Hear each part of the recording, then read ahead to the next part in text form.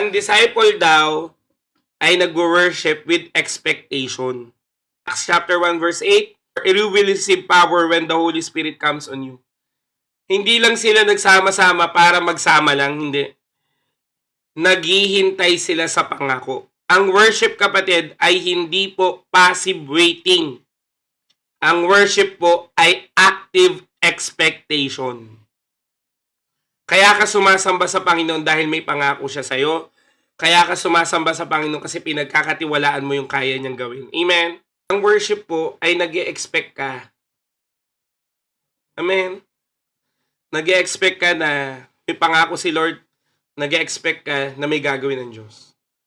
Kaya kapatid, while waiting to our answered prayer, anong gagawin natin? Mag-worship sa Lord.